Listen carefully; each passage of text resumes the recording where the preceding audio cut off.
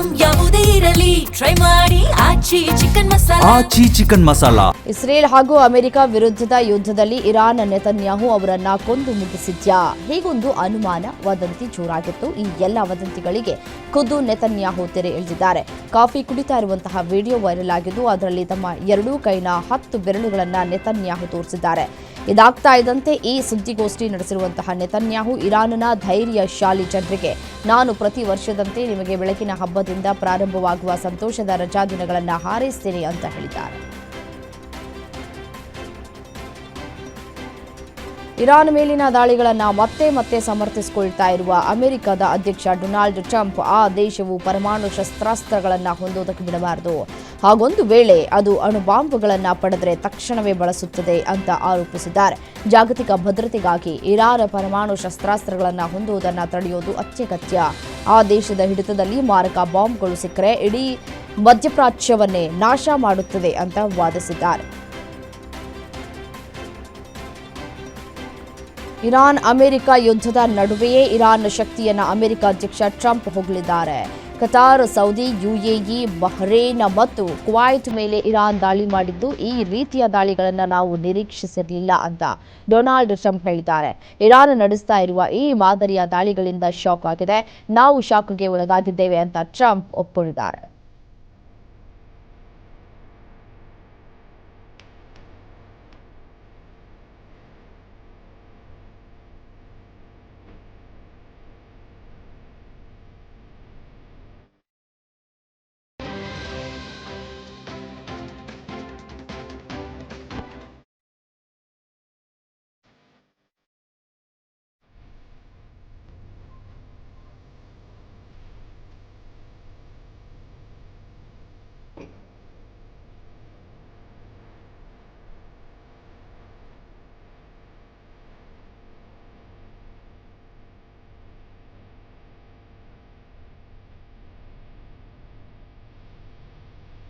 ಇರಾನಿನ supreme ನಾಯಕ ಮೊಜ್ತಬಾ Khamenei ಅವರು ಅಮೆರಿಕದೊಂದಿಗಿನ ಶಾಂತಿ ಮಾತುಕತೆಯನ್ನ ಕಡಿಮೆ ಮಾಡುವ ಪ್ರಸ್ತಾಪಗಳನ್ನು ತಿರಸ್ಕರಿಸಿದ್ದಾರೆ.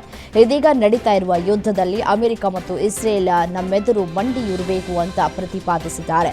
ತಮ್ಮ ಮೊದಲ ವಿದೇಶಾಂಗ ನೀತಿ ಅಧಿವೇಶನದಲ್ಲಿ ಹೊಸ ಸುಪ್ರೀಂ ನಾಯಕ ಅಮೆರಿಕ ಮತ್ತು ಇಸ್ರೇಲ್ ವಿರುದ್ಧ ಸೇಡು ತೀರಿಸಿಕೊಳ್ಳುವ ಬಗ್ಗೆ ಶಪಥ ಮಾಡಿದ್ದಾರೆ.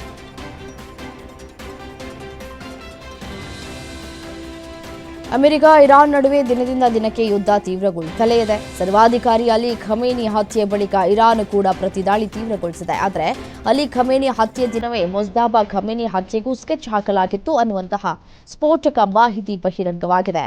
ಮೊಜ್ತಬಾಗೆ ಗಾಯವಾಗಿದ್ದು ಚಿಕಿತ್ಸೆಗೆ ರಷ್ಯಾಗೆ ರವಾನೆ ಮಾಡಿರುವ ಸಾಧ್ಯತೆ ಇದ್ದು, ಮಾಸ್ಕೋದ ಆಸ್ಪತ್ರೆಯಲ್ಲಿ ಚಿಕಿತ್ಸೆ ನೀಡಲಾಗಿದೆ ಅಂತ ಹೇಳಲಾಗ್ತಾ ಇದೆ.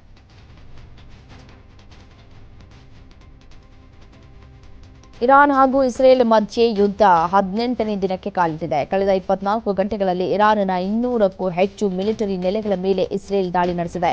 ಬ್ಯಾಲಿಸ್ಟಿಕ್ ಕ್ಷಿಪಣಿ ವ್ಯವಸ್ಥೆಗಳು, ಮಿಲಿಟರಿ ಪ್ರಧಾನ ಕಚೇರಿ, ರಕ್ಷಣಾ ವ್ಯವಸ್ಥೆಗಳು ಮತ್ತು ಶಸ್ತ್ರಾಸ್ತ್ರ ಉತ್ಪಾದನೆ ಮತ್ತು ಸಂಗ್ರಹಣಾ ಸೌಲಭ್ಯಗಳನ್ನು ಗುರಿಯಾಗಿಸಿಕೊಂಡು ಈ ದಾಳಿ ನಡೆದಿದೆ ಅಂತ ಇಸ್ರೇಲ್ನ ಸೇನೆ ತಿಳಿಸಿದೆ.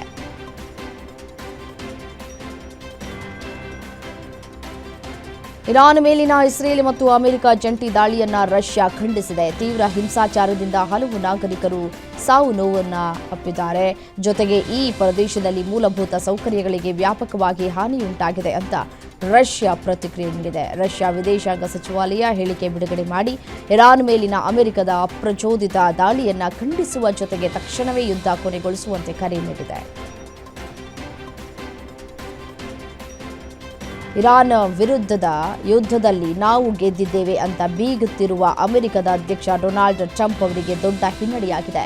ರಾಷ್ಟ್ರೀಯ ಭಯೋತ್ಪಾದನಾ ನಿಗ್ರಹ ಕೇಂದ್ರದ ರಾಷ್ಟ್ರೀಯ ಗುಪ್ತಚರ ನಿರ್ದೇಶಕ ಜೋ ಕೆಂಟ್ ತಮ್ಮ ಹುದ್ದೆಗೆ ರಾಜೀನಾಮೆ ನೀಡಿದ್ದಾರೆ. ಇರಾನ್ ನಮ್ಮ ರಾಷ್ಟ್ರಕ್ಕೆ ಯಾವುದೇ ಬೆದರಿಕೆಯನ್ನ ಒಡ್ಲಿಲ್ಲ, ಆದರೆ ಇಸ್ರೇಲ್ ಒತ್ತಡದಿಂದ ನಾವು ಯುದ್ಧವನ್ನು ಆರಂಭಿಸಿದ್ದೇವೆ ಅಂತ ರಾಜೀನಾಮೆ ಪತ್ರದಲ್ಲಿ ಉಲ್ಲೇಖಿಸಿದ್ದು ಈಗ ದೊಡ್ಡ ಸಂಚಲನ ಮೂಡಿಸಿದೆ.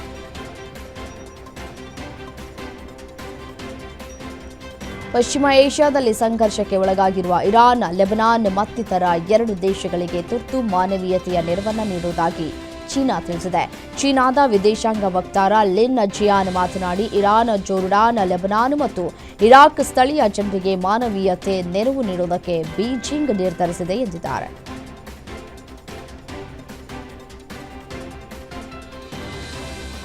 ಅಮೆರಿಕ ಹಾಗೂ ಇಸ್ರೇಲ್ ಇರಾನ್ ಮೇಲೆ ದಾಳಿ ತೀವ್ರಗೊಳಿಸಿವೆ. ಇದೇ ದಾಳಿಯಲ್ಲಿ ಇರಾನ್ ಭದ್ರತಾ ಮುಖ್ಯಸ್ಥ ಅಲಿ ಲಾರಿಜಾನಿ ಹತ್ಯೆಯಾಗಿದೆ ಅಂತ ಇಸ್ರೇಲ್ ರಕ್ಷಣಾ ಸಚಿವ ಮಾಹಿತಿ ನೀಡಿದ್ದಾರೆ. ದಾಳಿಯ ಮೊದಲ ದಿನದಂದು ಸುಪ್ರೀಂ ನಾಯಕ ಅಯತೊಲ್ಲಾ ಅಲಿ ಖಮೇನಿಯನ್ನ ಕಳೆದುಕೊಂಡ ಇರಾನ್ನ ನಾಯಕತ್ವ ಈಗ ಮತ್ತಷ್ಟು ದುರ್ಬಲಗೊಂಡಿದೆ.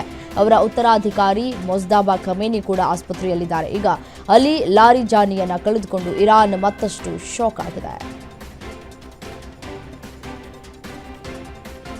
ಕಾಬೂಲ್ನ ಆಸ್ಪತ್ರೆ ಮೇಲೆ ಪಾಕಿಸ್ತಾನ ನಡೆಸಿದ ಭೀಕರ ದಾಳಿಯನ್ನು ಅಫ್ಘಾನಿಸ್ತಾನ ಕ್ರಿಕೆಟ್ ಆಟಗಾರರು ಖಂಡಿಸಿದ್ದಾರೆ. ಪಾಕಿಸ್ತಾನ ಸೇನೆಯಿಂದ ಹತ್ಯೆ ನಡೆದಿದೆ ಅಂತ ರಶೀದ್ ಖಾನ್ ಕಿಡಿಕಾರಿದ್ದಾರೆ. ಪವಿತ್ರ ರಂಜಾನ್ ತಿಂಗಳಲ್ಲಿ ಪಾಕಿಸ್ತಾನದ ವೈಮಾನಿಕ ದಾಳಿಯ ಪರಿಣಾಮವಾಗಿ ಸಂಭವಿಸಿದ ಜೀವಹಾನಿಗೆ ಅಫ್ಘಾನಿಸ್ತಾನ ಕ್ರಿಕೆಟಿಗರು ಆಕ್ರೋಶವನ್ನು ವ್ಯಕ್ತಪಡಿಸಿದ್ದಾರೆ.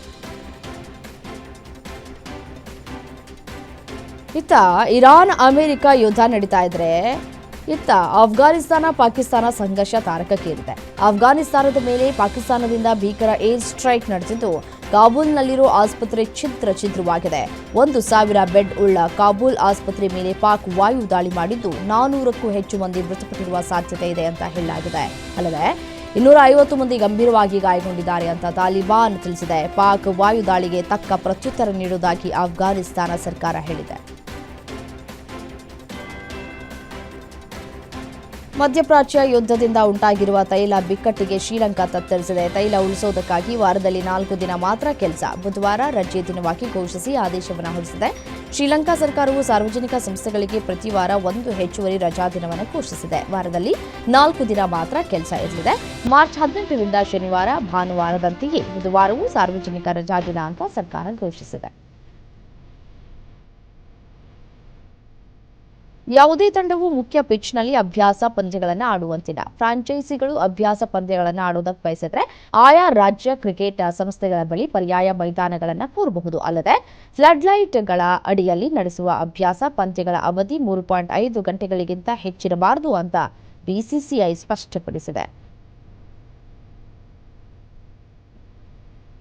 ಮುಂಬರುವ 2026ರ ಇಂಡಿಯನ್ ಪ್ರೀಮಿಯರ್ ಲೀಗ್ ಟೂರ್ನಿಯಲ್ಲಿ ಡೆಲ್ಲಿ ಕ್ಯಾಪಿಟಲ್ಸ್ ತಂಡದಲ್ಲಿ ಕನ್ನಡಿಗ ಕೆಎಲ್ ರಾಹುಲ್ ದೊಡ್ಡ ಜವಾಬ್ದಾರಿ ನೀಡುವುದಕ್ಕೆ ಟೀಮ್ ಮ್ಯಾನೇಜ್ಮೆಂಟ್ ಬಯಸ್ತಾ ಇದೆ. ಇವರಿಗೆ ಆರಂಭಿಕ ಸ್ಥಾನ ಹಾಗೂ ವಿಕೆಟ್ ಕೀಪರ್ ಜವಾಬ್ದಾರಿಯನ್ನು ನೀಡುವ ಸಾಧ್ಯತೆ ಇದೆ.